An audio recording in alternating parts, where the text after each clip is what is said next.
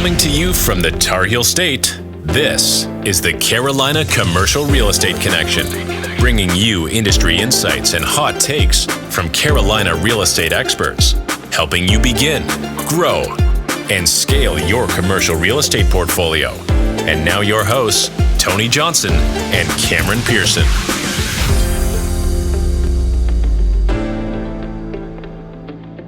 Welcome to another episode of Carolina Commercial Real Estate Connection. Today we have Sam Wegert with us. Sam, thank you so much for joining us. Thanks, man. I'm so excited to be on. This is going to be fun. Awesome. Thank you so much for spending the time with us here today. Sam has been in real estate for quite a bit of time. He has an educational course based around co-living space. So we're going to dive in a lot to co-living today. So Sam, thanks. Could you tell us a quick bit about yourself, a quick background, and then dive in and explain co-living? Yeah, man. Well, first I'm excited to be on the show. Excited to chat with you guys for a bit about all kinds of cool stuff. I feel like we could have hit record 10 minutes ago and that would have been a nice little episode too, right? But we were just chatting it up. So a little bit about me is, I kind of had this unique upbringing. My parents were kind of hippies before being a hippie was cool. Like they were homeschooling, they were juicing, they were back to the earth type people. They didn't trust the U.S. government, and so they were like, "We want to teach our kids. We don't want to send them to public education. We're going to teach our kids." So I come from a big family that decided to have a bunch of kids and said 8 kids. And again, I can go in like a million different directions with this, but ultimately, my mom put me in martial arts because I needed more self-discipline, more self-confidence. I was shy and introverted. People don't believe me when I tell them that, but like that was my upbringing for sure. And I still kind of prefer that to this day, even though I get a lot of, a recognition for talking and teaching and all of that. But my mom put me in martial arts. And when I was 15 years old, I had this unique experience. My martial arts instructor walked up to me and he said, hey man, he said, "Hey Sam, I want you to think, I'm going to talk to your parents about you taking on and running the school." I was in their instructor training program. So I was like leading a few classes and doing some things. And I was just blown away. He's like, "I believe you could run this school, even at your age. Like you could own it, even if you wanted to." So he took my parents out to lunch and he convinced my parents that instead of going to high school, I should run a martial arts school. And he sold me a martial arts school for $15,000 in this tiny little town. We had like 100 students. And I became a business owner at 15. My dad signed all the paperwork. My dad had to sign this big 5-year commercial lease that like scared the crap out of him to sign, but he did it. And I'm so grateful. My parents believed in me tremendously. And that was the beginning of my entrepreneurial journey. So again, very long story short, I can dive into any piece of this that you want to.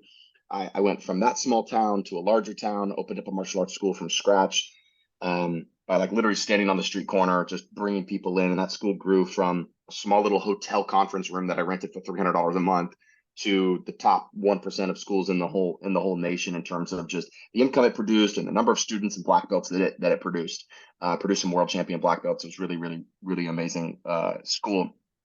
I ended up putting my brother in charge of that school, moved to Charlotte, North Carolina, bought a couple more schools, and then grew a small chain across North Carolina, South Carolina, and Virginia. And it was 2 weeks ago, I've just exited all of that to focus full time on real estate, mainly co-living and the property management and all the different elements that go along with that. So yeah, man, we can dive into all of that, but I'm a martial artist. I still consider myself a martial artist. I don't train nearly as much as I used to, but I used to train every day and teach all the staff. And I'm a 5th degree black belt and just in love with that world because it helps so many people. It helps kids, it helps families. It really, really, really did change my life. It was a huge impact on my life. And just the discipline alone is going to flow into everything you're going to do moving forward. So that would be, right, to me, such an interesting piece is that it built that in you so early. So tell me on that, when did you start martial arts? How old were you when you started? I think I was 11 or 12. Wow. And so 12 to 15, that's only 3 years. So how far along were you when this opportunity was offered to you at 15? Were you already a black belt? I guess. No, I wasn't. I was actually, believe it or not, I was actually a brown belt, and they came and they said, "Hey, we want you to get to this level." But these guys were, it was them. They helped me accelerate my training. They were like, "We're going to get you to black belt faster than it would normally take you. You're just going to have to train more and come to classes more. And like, we're going to do private lessons with you because we want you to take over the school." Like I just had this, really, here's what was going on. My instructor was burnt out. My head instructor that owned the school, he was looking for a way out. So he hired a business consultant for me to train me and said, I'll give you this business consultant, but I want to sell you a school and I'm out. Like he was just super burnt out. He wanted to go fish professionally, bass pro fishing on like the circuit. So he bought like $100,000 boat, and that's what he went and did. He was like, I gotta sell this martial arts because I gotta get out of my boat. I gotta get out here on the lake.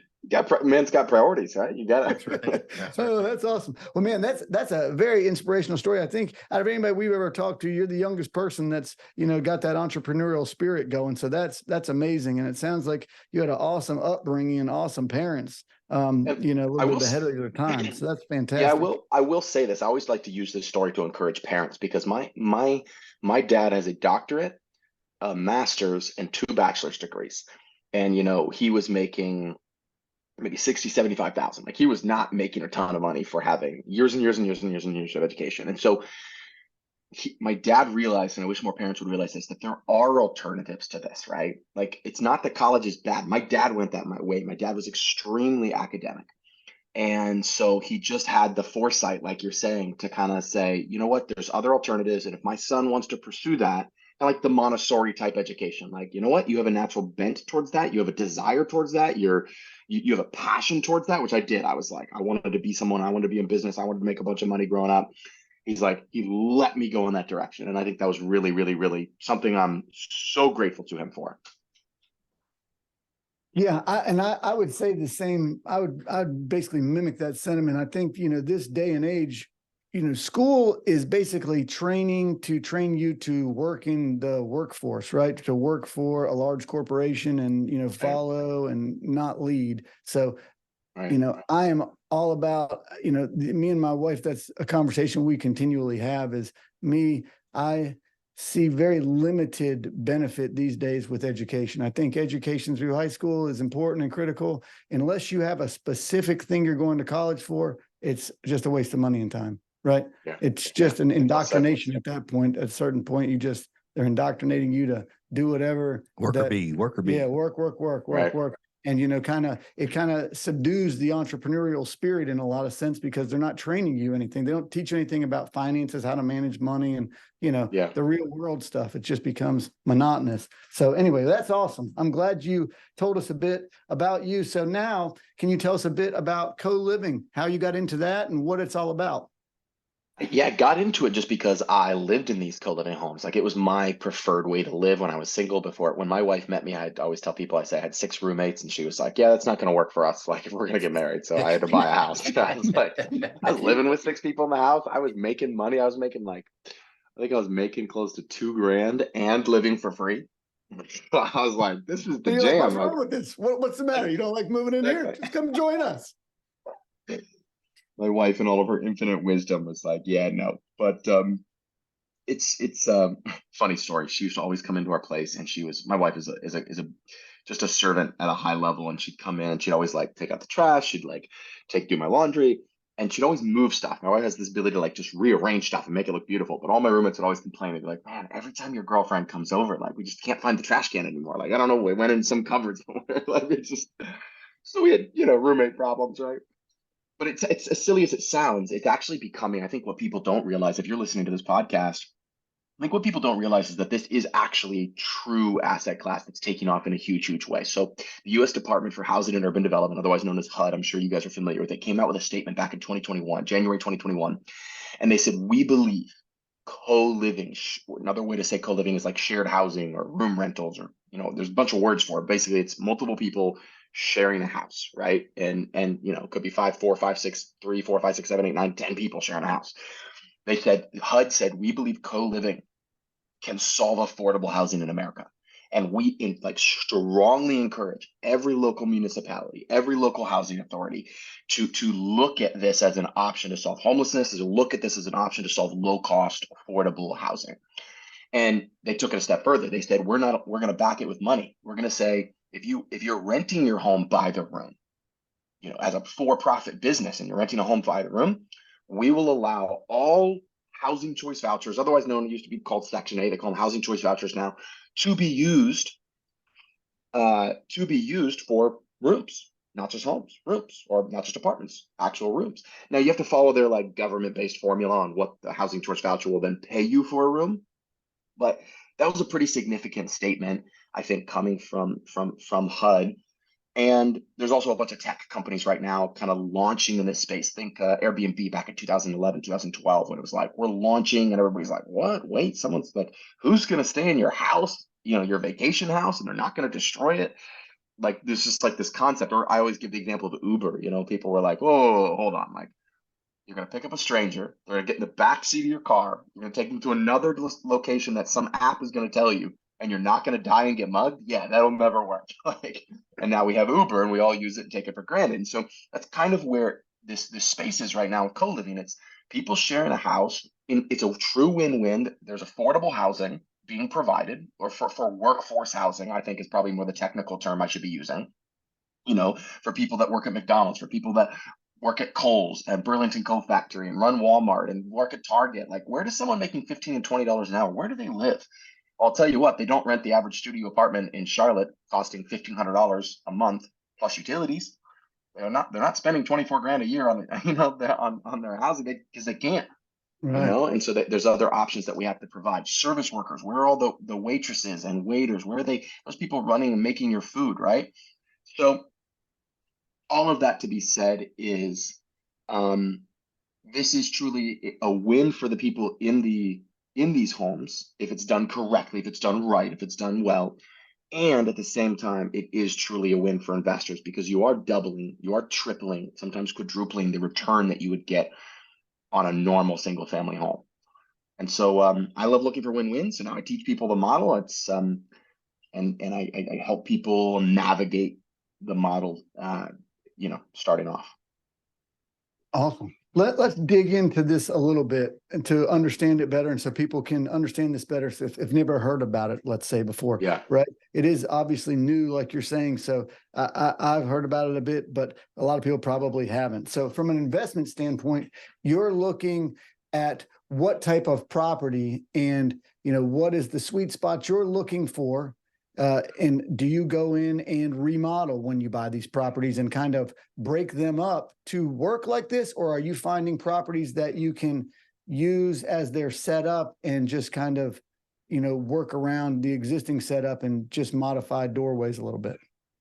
Yeah, I mean, in a perfect world, you're finding a house that kind of is boxy already. Like if you walk into a modern house, let's say a house built in 2001 and later, and kind of the open concept floor plan became a little bit more popular, right? It's like people wanted the living rooms that flowed into the dining rooms, that flowed into the kitchens.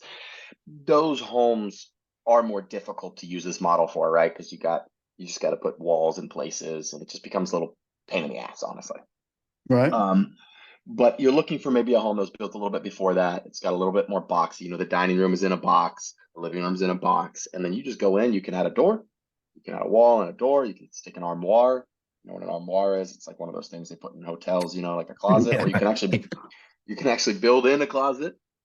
And you are converting some of these spaces to bedrooms. Now, in North Carolina, I think it's supposed to be like 100 square feet to be a bedroom. At least it's supposed to have you need a window outside in case there's a fire, things like that. So, you got to look at a few things, but make sure, yeah, you are converting. Right. Now, are we going in and doing full on remodels? No, we're not, unless it's just a flip, a home that needs to be really, really, really, redone. But we're looking for something with, we never have more than a 3-to-1 bedroom to bathroom ratio. So you want no more, at least for my company and how I teach this, never more than 3 bedrooms sharing 1 bathroom. So you may have to add a bathroom or take a half bathroom. And I've done that a lot, take a half and turn it into a full bathroom. So a lot of times those are part of the experience as well. And yeah, look, at the end of the day, I used to preach when I started this model, I used to only buy homes where 4 people would share the home. And then I realized I could do it with 5 people. And I realized I could do it with 6 and 7. If the house was big enough, I could do it with 8 or even 9 or even 10, as long as you've addressed like parking and is it in the right neighborhood and is there no HOA and like things that could get in the way. I think the number of people that share the home is kind of irrelevant. Ultimately, it has to be a good return for the investor who's buying the home, right? So if it's not a 15 to 25%, that's kind of what we're seeing in the marketplace right now, is a 15 to 25% cash on cash return, 25% on the higher end. And that's cash on cash. That doesn't include appreciation or depreciation on your taxes or the principal pay down on that loan, right? But we're seeing good cash on cash returns And ultimately, you just got to run the numbers on the home to make sure it makes sense. So we've got a calculator that our students use, and we just start plugging away at deals. I've kind of gone from like small homes that were like 4 or 5. I've gone to some big ones that are like 9, 10, and now I'm kind of enjoying some of these smaller ones that are maybe 2,000 square feet, 5 or 6 people share them. There's a little common space, but most of it's rooms that people share, and like that's a sweet. There's probably a sweet spot there, like 6 to 7 to 8. Somewhere in there is a nice sweet spot, just depending on your area and the homes that you can buy and the price points and all that. So hopefully that kind of fleshes out the idea a little bit. Yeah, I think, when you initially think about it and initially discussed it, my brain set was in, this would be a good thing for college students, moving out of a dorm, going and living this because they're already accustomed to that. We're talking about, older people, older single people, more than likely that are, just working a in lower income job that, are just looking for real affordable housing. So you have a lot of opportunity right there to get into different markets and fit a need for sure. And the ability, as you stated, to get with the, low income housing credits and get towards a Section 8 type of setup where you're getting government paying for a set rate, you can really kind of run numbers hard on that. And I mean, that's a pretty good cash on cash returns. I know when I'm looking for commercial property, that's right the range I'm looking for. So that's not an easy number to come by on a cash on cash, especially in this market, right? Yeah, no, it's not an easy number to come by. And then one of the added benefits is when you go buy a property like this, you can get 30-year fixed debt, right? So I know a bunch of friends that are like a little scared right now with rising interest rates. Their mortgage is going to reset in a couple of years. Their loan is going to reset in a year, 2 years, 3. It's like, oh my God, they're shaking. They're losing sleep over it, to be honest. Yeah. And so I don't lose any sleep because I have a bunch of properties. My wife and I own about 192 doors, and we manage maybe 40 or 50 other doors right now. It's growing a lot. Um, so that being said, um, it's nice to know that I have 30-year fixed debt on a lot of this stuff. Absolutely. So. Absolutely. So yeah, that makes it a lot easier. And I'm assuming that these loans are pretty easy to come by. Now you're saying you've got 192 doors. Do you do all this? Is this all self-funded, or do you guys get capital from other investors that join your deals, or you do JV partnerships with anybody? How does that work for you? Yeah, for us, I was successful in my career as a martial arts, business owner, I guess is what I would say, and running schools. And so I just took that capital, I skimmed it up. Thanks a lot to GoBundance and the guys. I mean, I joined to GoBundance, which was a mastermind that we're a part of. And I joined back in 2014. So they kind of took me under their wing and just said, hey man, like your business is doing good, but it might not always do good. Like skims them off the top. Sure enough, like they couldn't have predicted COVID, and like that shut my business down for 8 months, 9 months. Like I couldn't have predicted that. So they're very wise to give me this advice, and I really feel grateful for the advice. And so that's when I really started to just redeploy and buy homes. And then I was single at the time, so I was moving. My first 6 homes, I think, were like primary residence loans. So I was just like 3% down, move, 3% down, move next year, 3% down, move next year, and just fill the rooms, fill the rooms, fill the rooms. So that's a nice little bump. And then obviously I had to start going to more commercial type products and debt service products, once I maxed out on my 10 investment loans. And so, anybody listening that has a good W-2 job or a good career where they're already making income, I always tell them, like, hey, if you're gonna invest in real estate, like don't quit your job yet. Like let's like max out your loans, then we can quit your job. But like let's not do that yet.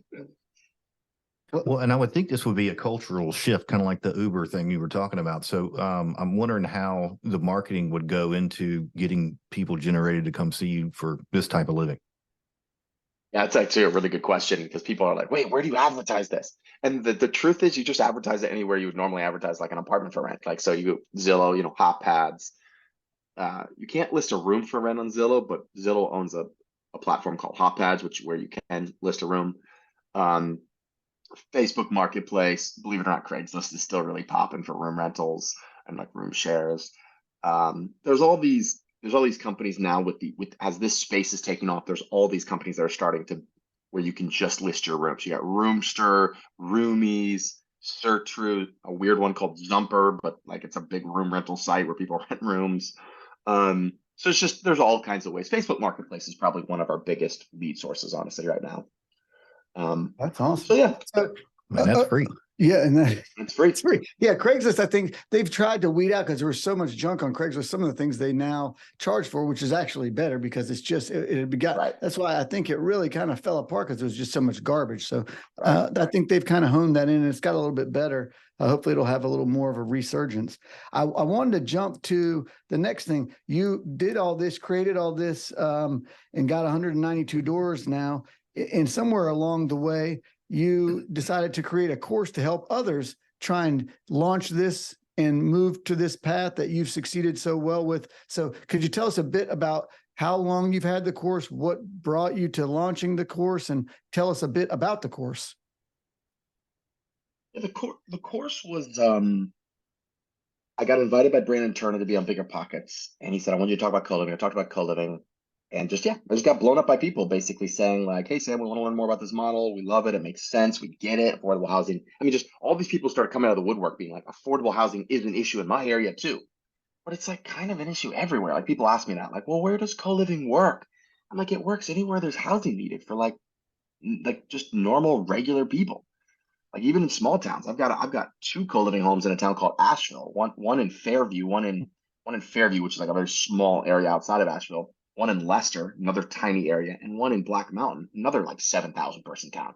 The reason I can put co-living homes there is because I know housing's like crazy unaffordable, and like restaurants are shutting down because they can't find service workers. And the reason service workers aren't there is because they can't find a place to live. And when I do go eat at a really nice restaurant, the server tells me they drive an hour and a half to get to work. I'm like, oh my gosh, this is crazy, right? We live in America. Like, we shouldn't have to do this. Anyway, let me get off my soapbox for a second. What was your original question?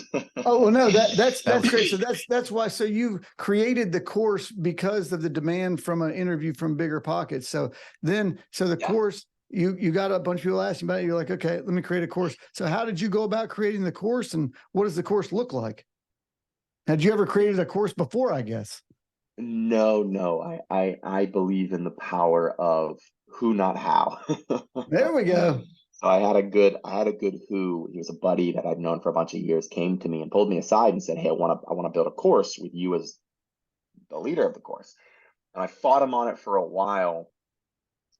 But he convinced me to do it, and he taught me everything about it. He's a course guy. And so I basically found the course guy, or he found me, I guess is more accurate, and we built out a course together. And now it's really just like a year program where we help people kind of sprint to financial freedom, get them to take action, get them to move forward, encourage them, help them along the way, help them through the challenges, et cetera, et cetera.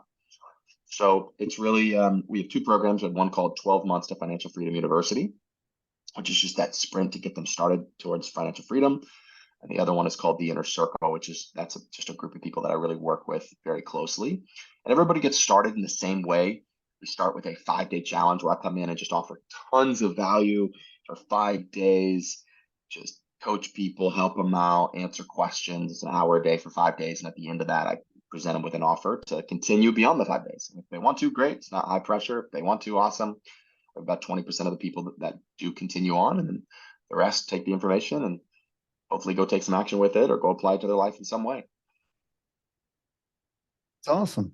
So Yeah. when you're doing the 12-month course, so if someone joins your 12-month course, what does that look like? Is it a weekly 1-hour call? Is it you give them homework, they learn a little bit, and you jump back on a call, or what does that look like? It's a bunch of pre-recorded modules on like that they need to go through.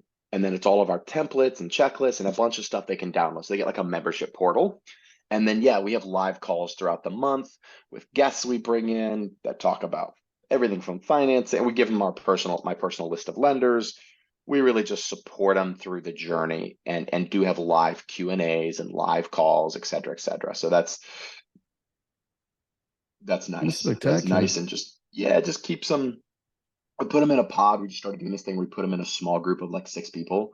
So they have like an accountability group, similar to what GoBundance does. Put them in a pod where they help them. We have a Facebook page, a private Facebook page that's just for this group to interact and connect and ask questions. Very, very, very, very active. And so, yeah, it's a bunch. It's just every way that we can think of to support someone along the journey of investing in real estate.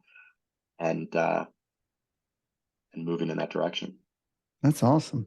Now, I wanted to go back to one other thing, a question that kind of popped in my head that I think is kind of relevant. When you're doing these, room rental for the co-living, do you ever do short or midterm rentals for, let's say, like, I'm in the construction field, so you have a lot of trades that come in. This could be a great option for them. Instead of going and staying in the motels when they're traveling on these jobs, they could go short term, get into these co-living space, all get their own individual room, and do them like that. Do you ever do anything like that? Have you thought about doing Yes. anything like that?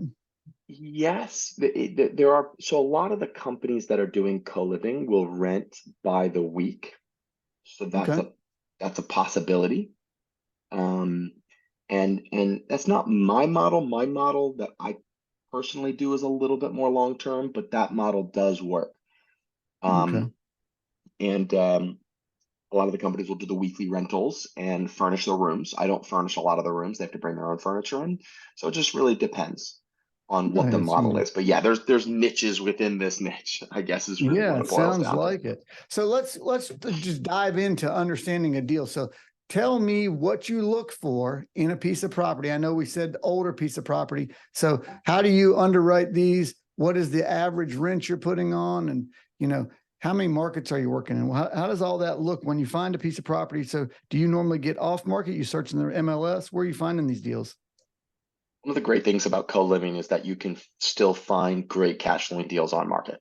So you can search the MLS depending on the area, obviously, but at least in Charlotte, at least in the Carolinas, I can still just search in online on market, find a deal, and it'll cash flow where I need it to cash flow.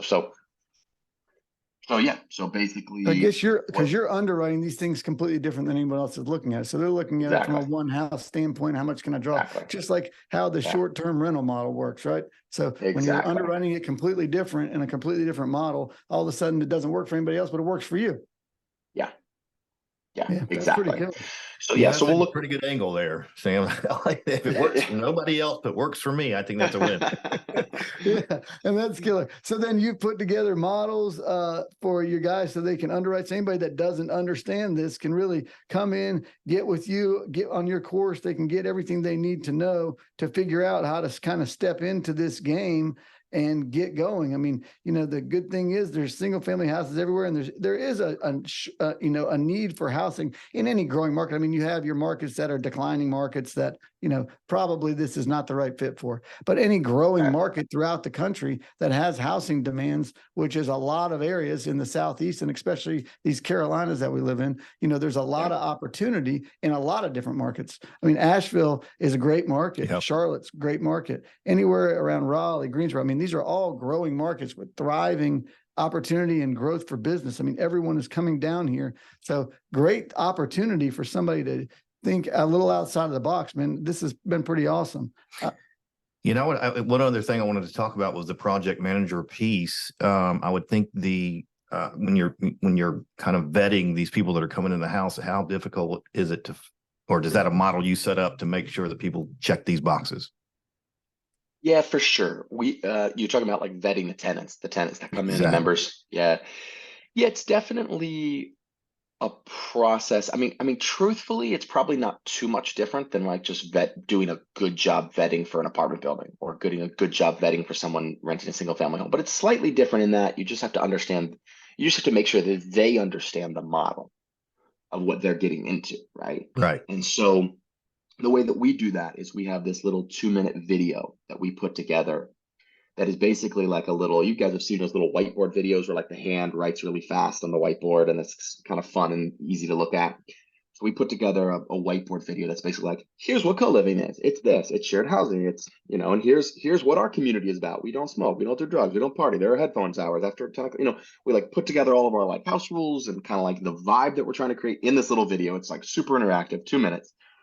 And whenever a lead comes in, we'll just send them that video first and just be like, hey, thanks for expressing interest.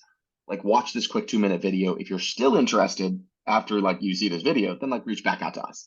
So we kind of just put the ball in there, and then we'll get 2 responses to that video. We'll get the responses that are like, oh my gosh, this is amazing. I would love to live in a community like this. And then we'll get the opposite. It's like, hell no, I thought this was the whole house for $700 or $800, right? It's like you're kind of weeding people out from the beginning. Oh, And that's awesome. great. So, and you guys do all this. So you in-house, you have a property management division in-house that kind of vets all these and does everything in-house, right? Yes. At least for the markets we're in. So I'm in those two markets. Charlotte. Now I have students in probably 10 or 15 other markets around the United States, but Charlotte and Asheville, that's where I can get economies of scale in those two markets. I've got the team there. That's awesome. And you also, so you basically you said you property manage yours and you also property manage some other ones. The other ones that you property manage, are they also in your immediate area? They are, yes. We will only take on a property management client if they're pretty close to where we are. We'll support everybody. We'll support in other areas, but we're just not, co-living is still nuanced enough that we want to be able to, I'd like to have a couple thousand units in Charlotte. Charlotte can easily needs it. There's like, I think it's like 200. There's in the hundreds of thousands, I believe, just affordable housing units short in Charlotte right now. It's pretty high number. Don't quote me the actual number, but so it's needed, and I don't need to go to 15 different markets to get 2,000 or 4,000 units, and And then so on what percentage of the homes that you have and your units are you doing through a Section 8 type criteria, like a low income housing credit setup? None. We don't. Yeah, we're focused more on the workforce housing. We're not doing any of the Section 8 stuff. I share that to share like more the legitimacy of it and how some of the big players are talking about it. I've decided we may in the future, but we're not taking any Section 8 or housing choice vouchers right now. I don't think we don't really plan on it too much right now because we're just seeing plenty of demand from just that regular person that needs a good place to live. So one other question I was going to ask, when you're doing these, just for somebody who's thinking like, this sounds like a fantastic idea, what do I look for? So when we're talking about, 4 beds, 6 beds, 8 beds, 10 beds, do you have just a quick math? Is it, when you talk about a 2,000 square foot house, is that just quick math? That's a 4 bedroom, or what is that? How do you run those numbers? How does that come in on you? I've looked at thousands of houses for this model, right? With this model in mind. I have a lot of experience in this. And so if I find a 2,000 square foot house, I know I can turn that. I know that can be a 6-bedroom house. If it's and then every 250 square feet you deduct or add is either deducting a room or adding a room. So if you say, hey, Sam, I got a 2,500 square foot house, that can be, now you may not want to make it that, but it can be an 8-bedroom house. There is space in that house for an 8-bedroom house, unless the only caveat to this, it's like one of those super open concept floor plans with vaulted ceilings. And like, if it's that, then it's tougher to move into this model. But if it's if it kind of fits the general requirements we've already talked about, then 2,500 and then on. If it's 3,000, it could be 10, right? That's just following that 200. If it's 15, if it's 1,500 square feet, that's 4. 1,750 square feet, I'm just adding 250 more. That's 5. 2,006. So that allows us to make quick decisions when we're scrolling through hundreds of properties. We can go, okay, pull this one in. For that price point, I need to get about 6 beds. So, okay, that's in that price point. That's in that price point. It's about 2,000 square feet. So it helps us just like, that's a general format, but most of the time that works pretty closely. Yeah, and just running quick math. I mean, this doesn't sound like it's rocket science math. So just you get 6 beds in a 2,000 square foot house. I mean, if you do 500, I mean, you're talking about 3,000 a month for a little, 2,000 square foot house. Not bad, right? Yeah, and I mean, in Charlotte, a room will rent for closer to $800 a month. Maybe a primary. If you have a primary. Yeah. Well, that sounds like a good deal. Holy moly! I gotta get up that way. I want to say this because I think sometimes I'll explain this model to people and they'll be like, oh, that sounds like a boarding house. And when you think boarding house or rooming house, you kind of think of like, I mean, what comes up in my mind is like this kind of run down, like just everything not permitted, just, stick a room on the side. And if I were to show you some of my houses, you'd be like, is that like an Airbnb? Like, is that a luxury Airbnb? Like they are nice homes in B areas. I'm not going to, they're not in A- or A+ areas necessarily, but they're nice, right? When you walk in, they've got this good feel. We provide professional cleaning a couple of times a month. We furnish the common areas with like I bring in literally a designer, the same designer that like did all my luxury Airbnbs, which I'm now transitioning out of to transition more to this model. She comes in and she designs the interior of our co-living spaces. So like they're nicely done. like, so I think like maybe part of the reason we're able to come in and say, hey, this is $700-800 a month, or a primary, if it has a private bath, it's closer to 1,000 or even 1,100. But that's Oh, still that's a good cheaper. idea. That is still cheaper than they can get on the marketplace. They're still saving because utilities are included in that price, right? So they might be able to go get a studio for 1,300 or 1,400, or in a good area, 1,500 plus here in Charlotte, or a decent area, but they're going to pay $200-300 on top of that for utilities, right? So now you're Wow. comparing, hey, I could pay 1,000 at Sam's place or 1,800 at a studio apartment. Okay, that's a significant difference now, right? We're talking 10 grand a year or so. That's awesome. So typically they're sharing in these spaces, they're sharing the living room, a breakfast type of eating area, and a kitchen, right? And then Yeah. depending on the setup, either there's shared baths where you're a 3-to-1. So every 3 bedrooms, there'll be 1 bathroom, and it's that way. Or you have the other model where you might have a house that has a couple shared bathrooms and a private bathroom. The private bathroom one, you can charge more for that room than the shared bedroom ones, right? That's exactly right. This seems like a simple model. I think I'm going to implement this afternoon. I was actually just in an email to sign up for your class. Thanks. Scaleyourrealestate.com. Anybody can go to That's what I was about to ask. www.scaleyourrealestate.com. Is that the best way for somebody to? So that's the way to get the course. What That's was the that only email way. address again? Yeah, it's just a website they can go to, www.scaleyourrealestate.com, and you just get on the waiting list for the next challenge that I'm doing.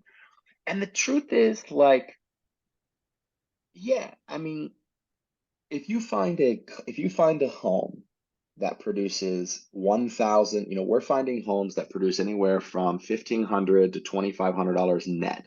Sometimes 3,000. I mean, we have a couple homes that'll do 3,000 net after expenses. By the time we pay that mortgage, and even if it's a DSCR mortgage at 8% or whatever, like we're still finding these homes that cash flow this well. And so what I tell people is, look, like the average American needs, like how many of those homes do you need in order to make 6 figures passively from these homes? And the truth is, if you can find homes that do $2,000 net, which is not unheard of in this space, then you need 4 homes, approximately 4 in a little bit, but let's call it 4.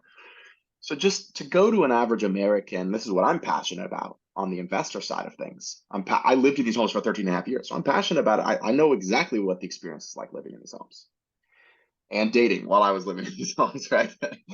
But like, I also know what it's like from an investor standpoint to say, wow, if I could retire on 6 figures with just 4 homes, that puts retirement as a possibility for me. Yeah, absolutely. That is not so far out there that I have to save $1 million or $2 million or $3 million. I'm just talking for the average American. Obviously, for me and my wife, I wish I could live on 6 figures. We live on more than 6 figures. I'm trying to reduce that number. But my point in saying that is, like, for most people, that's like, it puts financial freedom like within reach. Yeah. And so that's exciting. You don't have to stick money in a 401k for 50 years and hope the government hasn't inflated it away where there's actually true real gains in that thing, right? It's like, I don't want to do that. So I think that's a paradigm shift with my generation, right? Of like, we're kind of like waking up to the fact that, like, wait a second, like there's a better way, there's a faster way. And so if we can do something that provides value, I can get there. I mean, I know two good buddies did 2 of these homes. Now they went big. One guy has like a 9-bedroom, one of them has a 9-bedroom, and they both quit their 6-figure corporate jobs and they live up. I mean, they're growing it, but they live off the income from their 2 homes. They both have 2 homes. And it's like, wait a second, you can, and granted, they're single, they don't have families, they don't have kids. I'm just trying to paint the picture, but I'm just saying, like, what other model can you do? 2 homes. Like Brandon Turner is like, hey, if you make $100 per unit, I know that's more of a multifamily. Oh, yeah. But I'm thing. with And even you.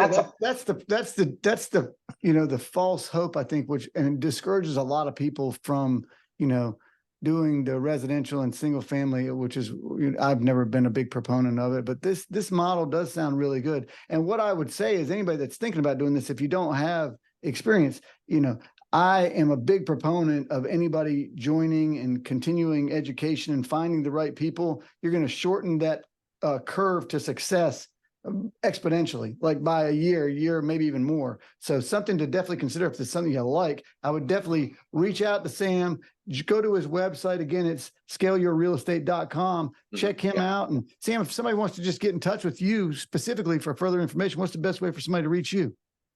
Just I'm most active on social and Instagram, so just at Sam Wegert, at SamWegert is where I connect with people the most. Awesome. Now, if you're going to kick somebody's ass, where do we go to see that? Well, and I want you also to know that my biggest takeaway is that I need to quit my job today. That's what so those are two things that we want to see. My job quit and you kicking ass. Well, if you have to work with this guy, I could totally see why you'd want to quit your job today. I'm sorry, I had to. I'm giving you Sam, thanks so much for joining us, man. I really appreciate it. No, this is great, guys. Thanks for being this was fun. Thanks for the opportunity. It was an honor. Thank you, Sam. Yeah, bye.